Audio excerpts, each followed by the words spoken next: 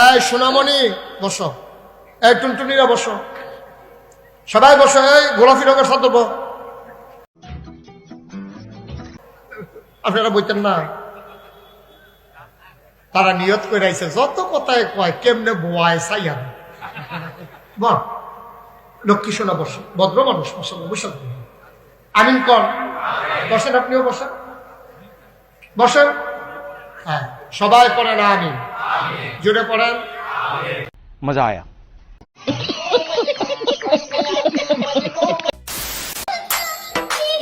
আমার টাকা পয়সা গহনা লাগবো না, আমার জান তোমারে পাইলেই চলবো। বিশ্বাস করবা কিনা জানি না, আমি তোমার কথা ভাবলো নিজেরে নিজে গুজা পাই না।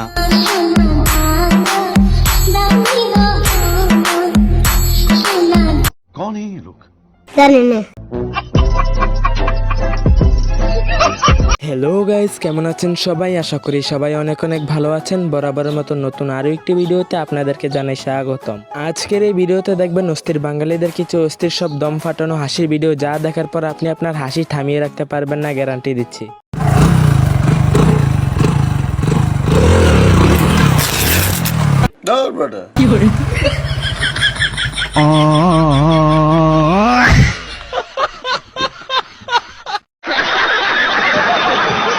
তো গাইস, আজকের এই ভিডিওটা অনেক ইন্টারেস্টিং হতে যাচ্ছে, তাই সম্পূর্ণ ভিডিওটা না টেনে দেখার জন্য অনুরোধ রইল। আর যদি আমাদের চ্যানেলে নতুন হয়ে থাকুন তাহলে সাবস্ক্রাইব করতে ভুলবেন না। তো আজেরা বকবক না করে জলদি ভিডিওটি শুরু করি। তো এই নারীর দিকে যখন চোখ যাবে তাহলে এটাকে কিভাবে আমরা হেফাজত? শোকরের বিষয়, এটা আনন্দের বিষয়। একটা সুন্দর নারী আমার সামনে দিয়ে যাচ্ছে, তার সৌন্দর্য লাবণ্যতা দেখতে পারছি। আল্লাহ বলছে আমার সৌন্দর্যকে উপভোগ করো। তো একটা নারী যাচ্ছে, আমি তো এটা উপভোগ করবো, আনন্দের বিষয়। আল্লাহ তো বলছে সুন্দর জিনিস, কেন আমি কুখেয়াল করবো না, আমি ওর দিকে কুখেয়াল করবো না। আল্লাহ এর দিকে তাকাইয়া ভাববো যে আল্লাহ কত সুন্দর, আহা এই নারীটা এত সুন্দর।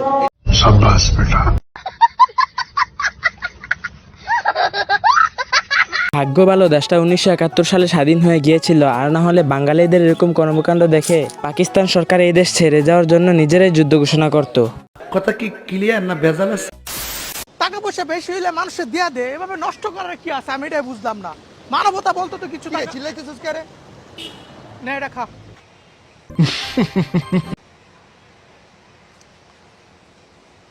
ঠিক আছে না সবকিছু?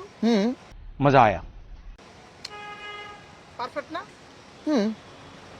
আরে বলিস না, এই মিষ্টির একাটাতে মুতের মধ্যে ফালায় রাখছে।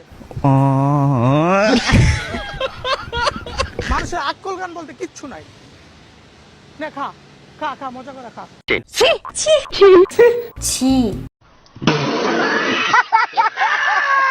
আপনি একবার ভালো করে চিন্তা করে দেখুন তো, আপনি যদি বাংলাদেশে জন্মগ্রহণ না করতেন তাহলে কত যে বিনোদন থেকে বঞ্চিত হতেন। ঠিক বলেছো বন্ধু, চালো না, পেপার কাপে ক্যান্সার হয়। ঠিক আছে ঠিক আছে, আর একটা কাঁচের গ্লাসে দেন তো। আর কিছু লবি? হ্যাঁ, সিগারেট লো। আমি বিশ্বাস করি না। ভাইরে, বাংলাতে একটা প্রবাদ আছে, আপনি যদি কাউকে বসতে দেন তাহলে সে শুইতে চাইবে। নিঃসন্দেহে তুই ঠিক কথা বলেছিস। ভাবছিলাম 26 তারিখে আমি বড় লোক হয়ে যাব, কিন্তু হামিস্টারে আজকে যে বার্তাটা দিল সেটা দেখে আমি আর ঠিক থাকতে পারছি না ভাই। লেখাটা আপনিই পড়েন।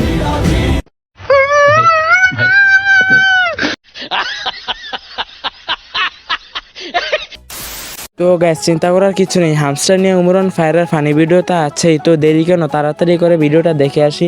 হ্যাঁ আব্বা, ওই যে দাদা জমিটা বেচছিল না আমাকে, ওটা কিন্তু 26 তারিখে কিনালাম আমি। তুমি কথা কয়ে রাখো বেবি, তোমার আমি একটা স্যাম্পনি সেট কিনা দিতে পারি নাই দেখা তুমি কত রাগ করছিলা। 26 তারিখে রেডি থাইকো, আইফোন 16 প্রো ম্যাক্স কিনা দিব। বলেন কি?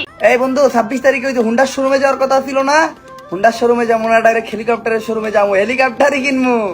দেখি তো আজকে কয় তারিখ? 26 তারিখ, আইতে আর কতদিন বাকি। समझ रहे हो ना? 26 তারিখ হয়ে গেল।